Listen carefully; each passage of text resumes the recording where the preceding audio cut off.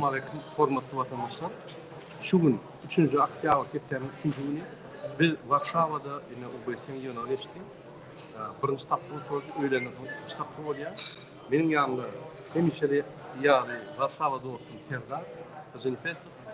Biz size şu gün bolup geçen zatlar düşündirjek bolduk. Näme boldy? Ine şu gün ýygyna saat 9:00 10:00 başlady. Hälem ýygynak dowam edip dur. Şo ýerde esafi mesele ýagny Türkmenistanda saýlawlar. Her bir ýerde saýlawlar ýagny regional, vilayetler, etraplar we parlament, prezident saýlawlary barada gepleşip boldy. Ene şo ýerde beýli seýli beýlikmi, emhemeşnik Türkmenistan wekili çykyş etdi. Türkmenistan'a hemme zat gülýarly bir elektronlu saýlawlar etjek bolýar gelecek ýyllarda. Ine Türkmenistan'da bir invalidler hem parlamentte saýlady. Köýler hem saýlady. Parlamentde hemmeler ine ýa ulu meseleleri çözýär. Aýra men şu zatlar işlemde bir başga bir döwletiň gurulmka diýen Türkmenistana. Şu ýaly Türkmenistan wekilleri bütün dünýädäki jemgyýeti alýar. Ozo gelikerizm aýaly bol çykyş etdi. Berekeler. Olan hakiki Türkmenistan'da bulup geçen zatlar boydy. Tom men çykyş etdi.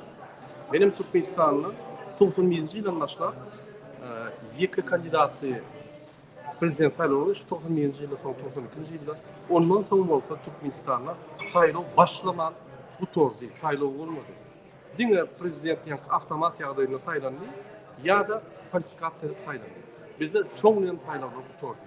Türkmen halky şondan soň saýlawlary, azat saýlawlary, açyk saýlawlary ýa-ni prozraşny saýlaw geçirilmedi diýip men düşünüyorum çykyşymda. Onu ABS-ň YouTube'unda görürsüň, wagtlar çykyşy. Wagtlaryny aýdýan bolan o ýerde terjime edýär. Ene şu ýaly ýynak geçdi. Şu Türkmenistanyň hökümeti halkara gurumlaryň meýdançalaryna bütün dünýäni aralap gelýär. Biz şu ýerde şu ýaly halkara meýdançalarda görüşimiz bulunmaly. Ol gaty wajyp görüş täwärli. Bunu bütün dünýäde çykyş edip özüne likvidni salmak bolýar. Ýagny krizispassobность. Bular bir hökümet, bular bir halk meselelerini çözýär. Diktatorlar diýär. Ýa-ki bu milli lider halk saýlady. Bu görgüli halka atkaz etmän soň milli lider boldy. Oň ogul bolsa Türkmenistanyň hemme adamlar saýlady. 70% adamlar seçildi. Aýra bular diňleseň bular bir döwletiň gurulmagy, demokratik ýolga gurulmagy ýöne hakykatdan bolsa ýa-ki Gurbanlyň hökümetem süpgarlyk ödýär. Mecbur ýagdaýdamy ýa hedil waýdýarmy ýa-da şuro berýän pullar trabot edýär biz bilemdik. Ýöne ýa-ki bir şol emhemeşikne gülüşip bolup gaçypýor biz onu tutulamaz. Ýa-ki ýygnak başlaýar, soň edýär. Ýana oturmaka da gaçyp gidýär. Biz bolsa çykyşymyz bar diýsek, ýa çykyş etdilemok. Odan terribde yok, rahatda yok, yöne tutuşak var, vuruşak var. Yine şu ýaly halkara meýdançalarda opozisiýa güýçli, opozisiýa Türkmen hökümeti bir zat diýdi, opozisiýa 3-4 ýere çykyş edip, 4-5 ýere çykyş edip, onu ýatyrýar, onu aýdan ýarançylar. Şu ýaly bolup geçer. Şu gün 2-nji gün, şu hakly gepleşikler, hökümet başlady. Şuňa çelli düýün diňe hökümetler öz ýa-ki diýişlerini aýtdylar we şonuň bilen açyş boldy. Şu häzir birinji çykyşlar boldy. Öýlenden soň ýa-ni plenarny zadanýalar bolýar. Plan edilen kiçik ýygnaklar bolýar. Her bir konlukda, her bir oturda ýürütülen bir döwlet boýunça ýygnaklar bolýar.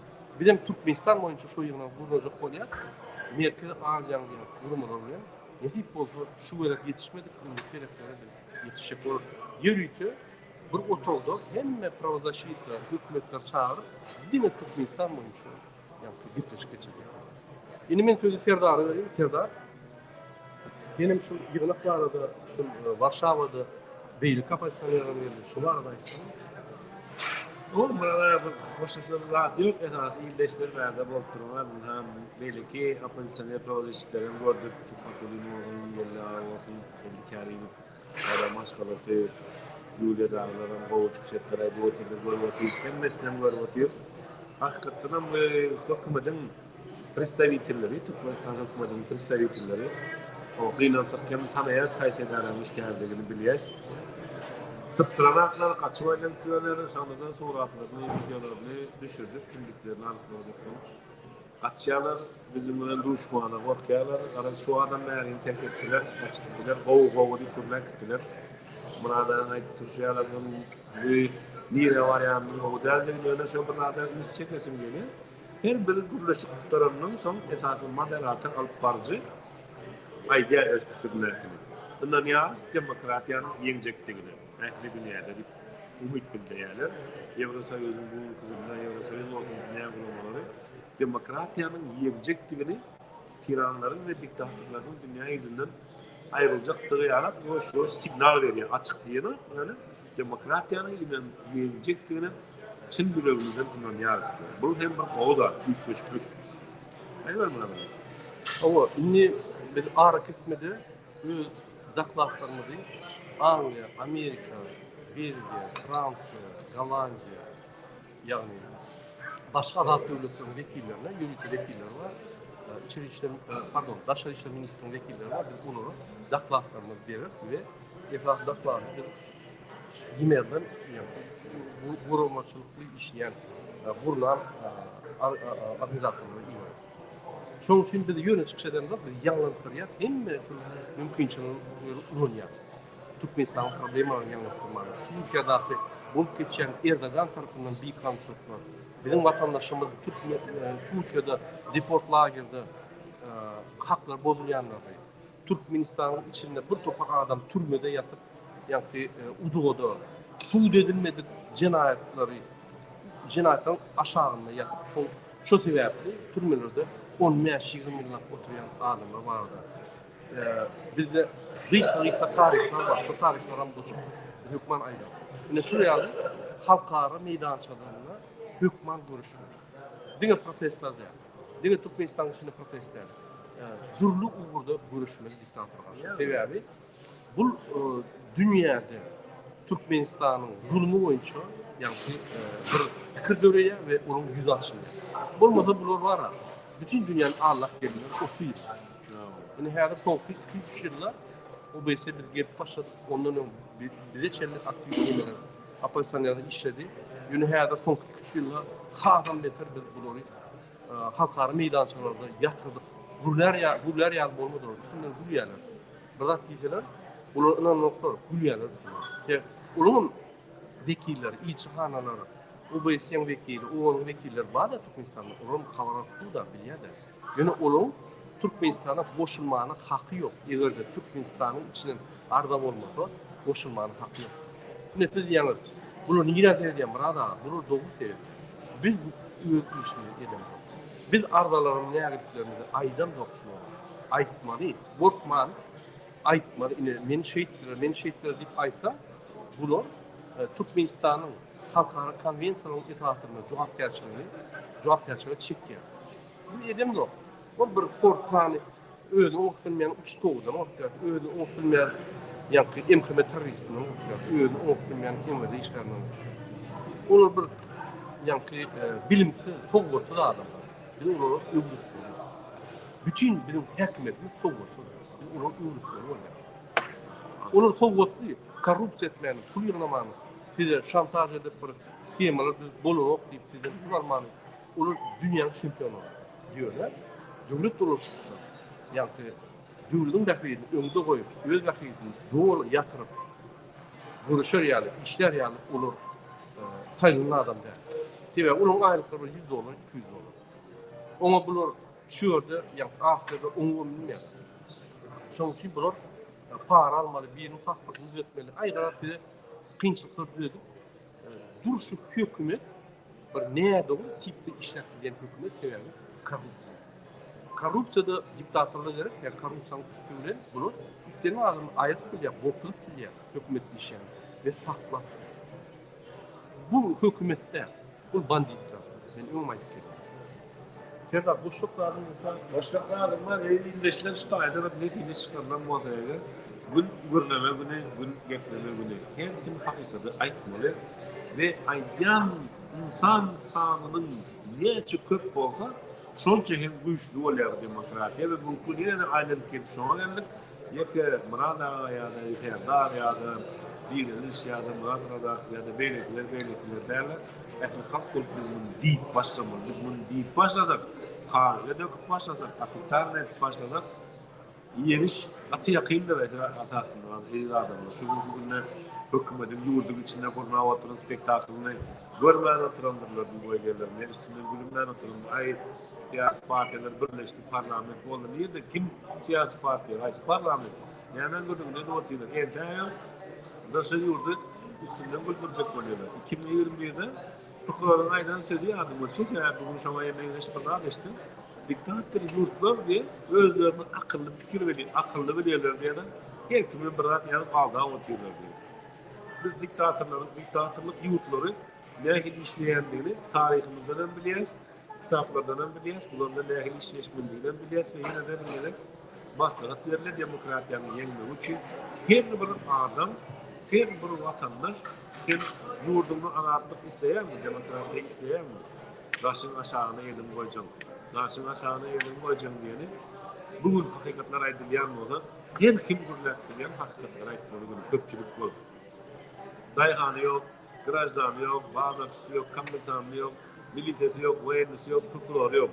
Türkmenistan watanynyň gelejegini, halkynyň gelejegini, ýurdunyň gelejegini, gelejekki 100 ýyl gul ýaly ýurt bolsun, bilen çağlar gowy sözlerden ýanaplasyn görünmek dünýäde diýjek bolar.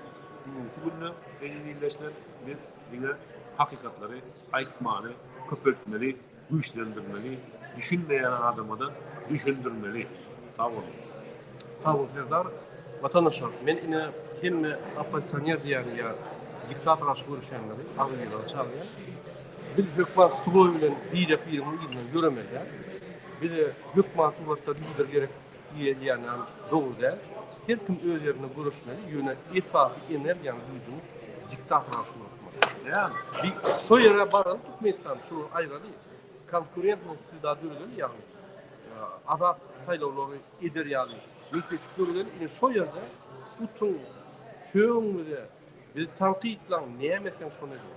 Häzirim tanqidlamany hakkymız vardır yani Türkmenistan. Gayra dedim. Mert bolun. Biz birigip şolary aýyrady diýip bunu aýyrmasak bizim watanymyz doglarlaşýar, kul bolup galar. Ýüzüň ağarmak solar. Buna bir sözüm bölecek, kıyımlarına. Buna da şey yankılı işimiz yani. 100 yıl bundan Avrupa'nın bir yağda eken bir koğda erken. Mesela politikler, opozisyonerler, yana bir rahatlar, benim gibi özgürlüğü her kim yorganın üstüne çekip, ahirim 50-60, 40-45 şunlardan karara geldiler. Biz bunun bilen bir yere barıp bilmeyecektik gibi. Mesela vatan olan vakti siyasi görüşler, bir ülke fiileler, barada gurrun absolutni edilmelilerdir. Esası dönüklük sondadır diyor. Yani vatanın birligini, halkın dirligini, milletin bölünmezliğini, yurdunun geleceğini pikir eden vaktin bunu siyasilaştırıp, siyasi tema öğürsen onlar bu doğrudat derler ve hatta Avrupa'da bu vakti bu arada vatan dönüklerden sebeplerini çıkarlar. Bugünkü günde bir ağzı birleşmenin uğruna çıkmalı ve hakiki vatan dönüklerine çare vermenin uğruna çıkmalı. Hem mənada arzu ediyen yaxşılık, üstünlük, davamızda ağzı birlik. Bugünkü günler meselemiz vatan, derdimiz belli, düşmanımız belli, yolumuz belli. Allah Teala sırat-ı müstakim üzere ayırmasın. Hem məni hormatlayar, salamlayar. Türkmenler ağzıydır. Hormatly vatandaşlar, men ine Fransada Macron toparlamayı görüşdüm. Sarkozy'nin toparlamayı görüşdüm. Bir rahat gördüm. Yani ine kaçırında bulur öğüt içinde yani Fransa'nın içinde konkurensiya görüşenler ülüşýär ýöne. Daşından problem bolan şular birleşip dogun ýaly görüşýär. Men gaty gaýran bolmuşum. Men häzir şeýle ýagdaý geldi. Biz opozisýonерler, aktivistler kim bolaýary? Türkmenistan gazany bileşip bir zulma başlaýar. Bu zulüm hemmede diýer. Men sen o dogun ardaşym hemmede diýer. Hemmetine şunun, ýertirem, toňtunum bize ýanky kynçylyk görýär. Bir aýyrmaly, bu masana çıkdan çıkmaly. Şunun bir küçük efirim tutorial. İndik kepeşkörçellik, hoştan onu biz sizin için işleyendik yarımına çıkarmak. Sağ olun.